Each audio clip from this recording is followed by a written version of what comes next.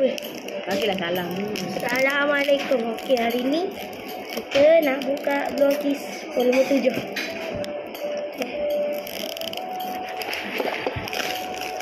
Tengok kita dapat apa. Tunjuklah gambar dia. Apa? Ni yang kita akan dapat. Mana nampak? Ni kemungkinan kita akan dapat. Bismillah. Minta dapat ni. Okey, dia nak yang ni. Kita tengok. Kita tengok dia dapat apa. Yang ni ke ataupun yang lain? Bismillah.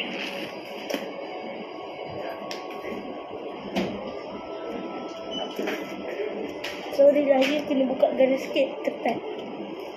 Jom dulu.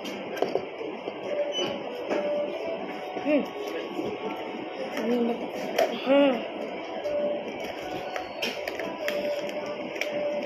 Kat instruction dia akan tunjuk kita dapat.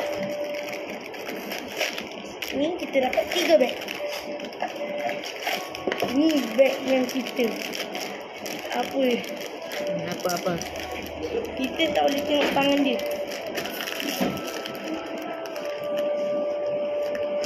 Okay, dia dulu. Okay. Apa-apa.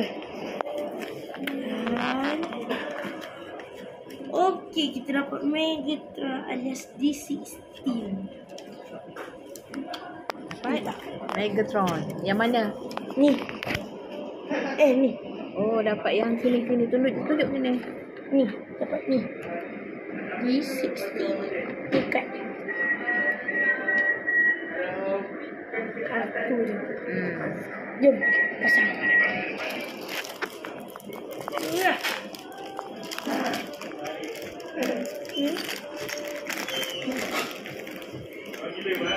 Kita yang ni kalau nak pasang kena tunggu lama.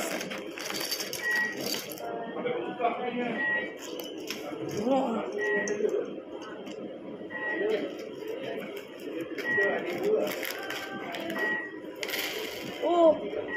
Okey, tak boleh. Ni bagi masa kau 10 minit. Okey. Tak ada 10 minit tinggal. Jangan. Blokis ni dia ada update dia. Kepala dia dah tak guna yang ball joint yang ni. Dah tak. Dia guna 5 minit. ball joint ni.